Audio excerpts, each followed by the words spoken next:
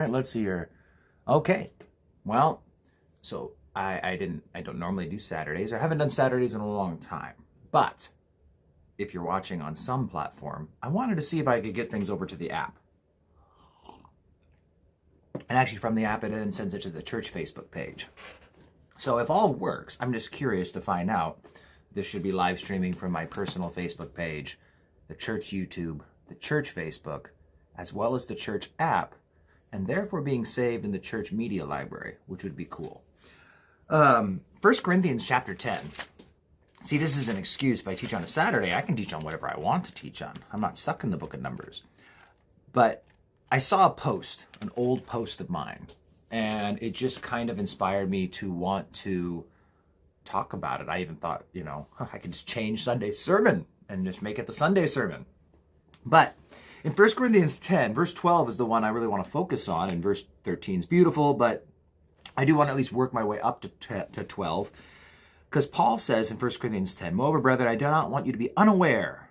So this is something he wants Christians to know about. This is something, a concept, now we're going to learn, that we should all be aware of. That our fathers who were under the cloud all passed through the sea. All were baptized into Moses in the cloud and the sea. So it's talking about crossing the Red Sea was symbolic of baptism. They all had the same spiritual food. We're talking about manna in Exodus 16. All drank the same spiritual drink, for they drank of that spiritual rock that followed them, and the rock was Christ, Exodus 17. If you guys are going to join me in Mount Sinai in Arabia this fall, we get to go to the split rock, and it's mind-boggling when you see it. Anyway, but with most of them, God was not well pleased, for their bodies were scattered in the wilderness. My friend Pete was talking about how they have found something like 1 million rock pile grave sites all around the Saudi Arabia desert. And so, they were doing the math, if a generation of people were buried, there's actually what seems to be remains of what that could be. Now these became our examples, to the intent that we should not lust after evil things as they also lusted. So now you're looking at Numbers 11. So you're walking through Numbers, or you're walking through Exodus. Now we're into the book of Numbers, where they had the graves of lust, is what they called it. Kibroth Hata'avah. And that's the idea, it was this place where they just wish, we wish we had meat. We wish we had the leeks. We wish we had the onions. Do not become idolaters, right? As it is written, the people sat down to eat and they rose up to play. So that's the golden calf altar, Exodus 32. Nor let us commit sexual immorality, as some of them did, and in one day 23,000 fell. Nor let us tempt Christ, as some of them tempted him and were delivered by certain. So it's Numbers 21. Nor complain, as some of them also complained and were and were destroyed by the destroyer, not complained by the complainer. Now, Numbers 16 could be an example of that, or Numbers 13 and 14, right? They send the spies into the promised land. They go stake out the land, but 10 out of the 12 spies, they come back and they're saying, there's giants in the land, right? The Nephilim, the Anakim, the sons of Anak were there. And so here we have, right, this model that's being laid down. And so it tells us then in verse 11, all these things happened to them as examples, and they were written for our admonition, upon whom the ends of the age have come. And then verse 12, now therefore let him who thinks he stands take heed lest he fall. I built up to that, and I didn't plan necessarily what to say, but the post I saw on Facebook was a sobering reminder. Who is the strongest man in all the Bible? Now, of course, all of these I think are, well, not all of them necessarily are debatable, but two of them you can maybe debate over a little bit. One of them is pretty clear for it, because I think the Bible just says it outright. But strongest man, I think if you ask little kids, who's the strong man of the Bible? Well, that's Samson. Ripping doors off and tearing temples down, right? It's Samson. Strongest man in the Bible. Who is the wisest man in all the Bible? That's Solomon. That's the one I don't think you can really debate, because the Bible pretty much clearly states that there's just no one who ever was like him in wisdom, because God gave him supernatural wisdom. And so Solomon's the wisest man in all the Bible. In my post, I worded it, who is the godliest man in all the Bible? And I think you can start debating on what the term godly means and this, that, and the other. But godly, I guess, maybe is subjective. How exactly are we going to define that, and what would the qualifications be? But if I redefine my old Facebook post from a few years ago, the man who had a heart for God, the most sold out, passionate lover of God in all the Bible, is David. There's no one who had a heart like David. Ow! This is cool, because it even just hit me in this very second. We have body, Samson. Mind in Solomon, and heart in David. Heart, soul, and strength. Body, soul, and strength. Love the Lord your God with all of your heart, with all of your soul, and with all of your strength. And the soul, we have to remember, the eternal soul, that's the eternal part of you. Jesus warns about who can kill the body, but not the soul. It's not the soul to hell, soul to heaven. Your soul's your think, and you have memories, and you have knowledge, and it's, it's like nothing stops. As you go to heaven, you go to hell, right? That's the soul. So here we have three men who are a picture of body, soul, and spirit, of the heart, the mind, and the strength. And the reminder is that all three men fell to sexual immorality. All three men were ended, really, by sexual immorality. Samson, Delilah.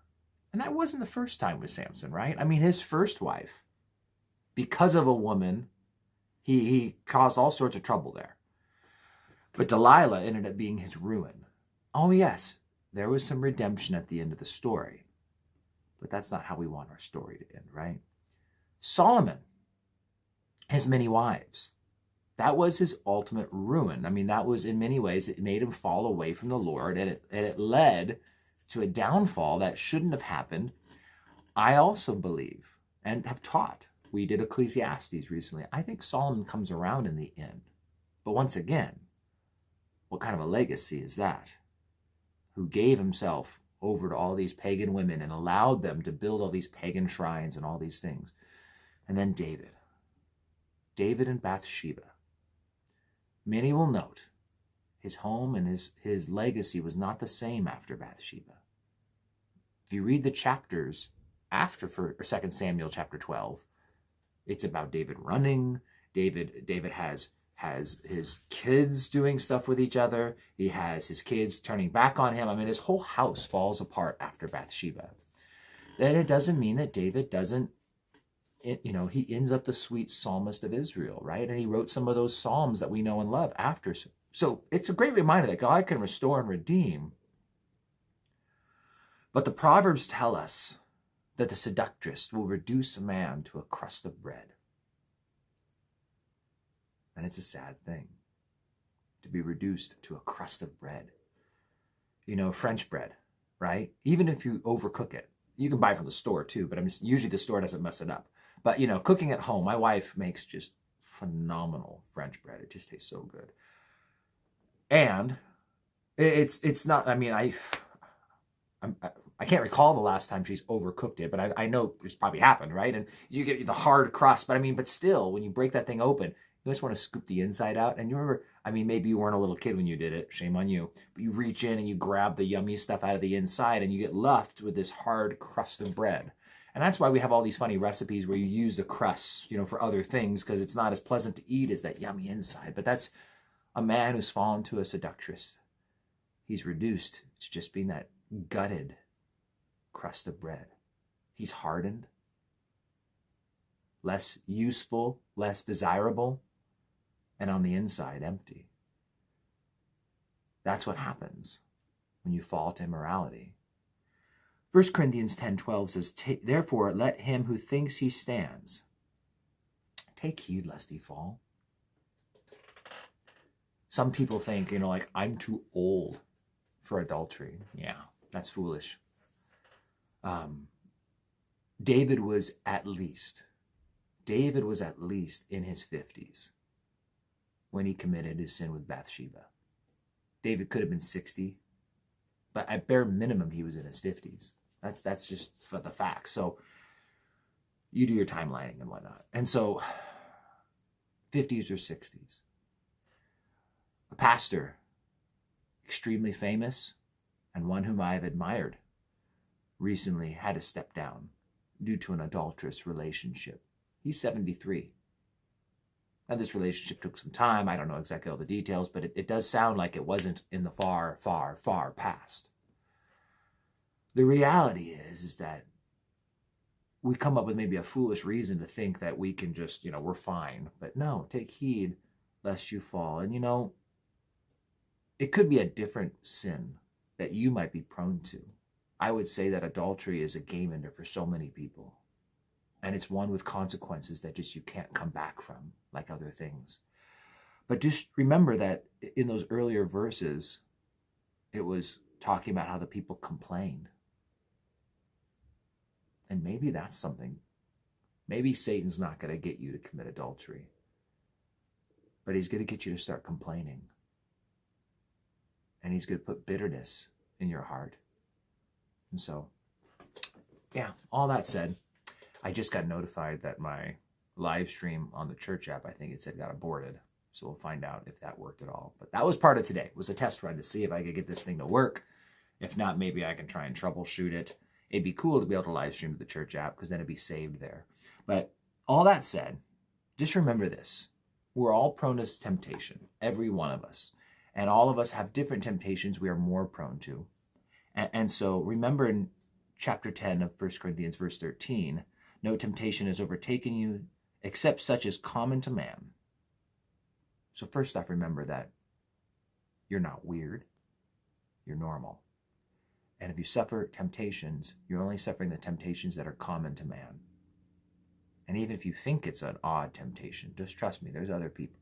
You're not alone. Satan wants you to think alone because isolation is one of his greatest tactics against us. But it says, but God is faithful, who will not allow you to be tempted beyond what you are able. Now, I can't deny that I've kicked back at that verse before, well, I fell. I thought God's only not going to let me be tempted more than I'm able. But here's the thing. With the temptation will also make a way of escape that you may be able to bear it. And I realize if I fall into temptation, it wasn't because it was an unbearable temptation that I could not escape. It was a temptation I chose not to escape. That's the reality of it. The reality of it is that we typically have to blow by warning signs and detours and off-ramps when we're headed to those sins we fall into. I could have texted a friend who knows that I struggle, and I could have told them I need prayer and I need help, but I don't.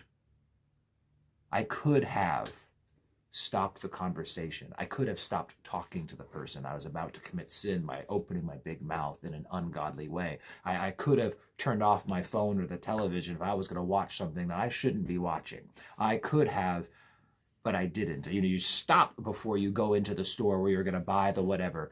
You stop before you go and you pour out the things that you realize that you don't really need, and they become a stumbling block and a sinful temptation. God always provides a way out. We just often don't want to take it. But back to adultery. In the back of one of my prayer journals, sometimes I just write down things that are important that I want to have written down.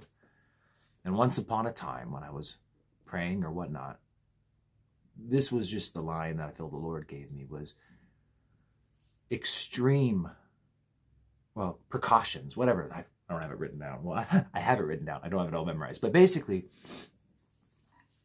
precautions to prevent or protect from sin or from falling into sin either appear too extreme or come too late.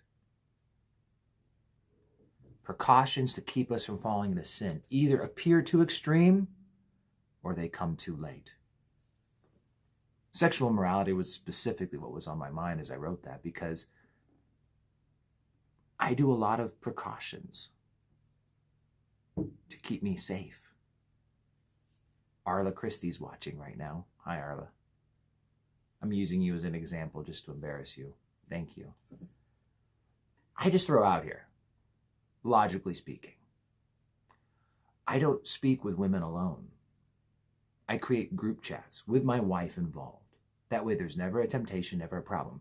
Arla here, my good friend, who's also old enough to be my mom, because she has children older than me, right? I have a group chat with her. And some might think it's ridiculous, like you need to do a group chat with people. Yeah, yeah, I do. Because I don't ever want to fall, so I take heed. And sometimes it may even seem ridiculous, but it's like, you know what? I'm just going to be consistent. That way there's never an excuse. There's never any line of logic that could leave a door open where Satan could get in. After that one pastor fell that I talked about, very famous, I used to love his sermons. One of his friends just commented, you never commit adultery with a woman whom you've never been alone with. Makes a good point. So take heed lest you fall. God will always provide a way out, but you might just opt to blow past his off-ramps and his warning signs. And you have the option of trying to blockade some of those off-ramps that get you on the wrong road to begin with. Take heed lest you fall. It's a solid warning that everyone needs to hear, because people are falling these days. And there's a lot of stuff that could be prevented. But it's just inconvenient. Yeah, I know. Or it seems a bit extreme, don't you? Yeah, I know it does. But I desire to finish well. So I'll be as inconvenient as I need to ensure that that happens. All right. God bless you guys. Have a great day. I know the live stream on the app somehow failed in the middle of this. I don't know why, but we'll look into that. But it was good to see you guys on Facebook and everywhere else. You guys take care. Bye.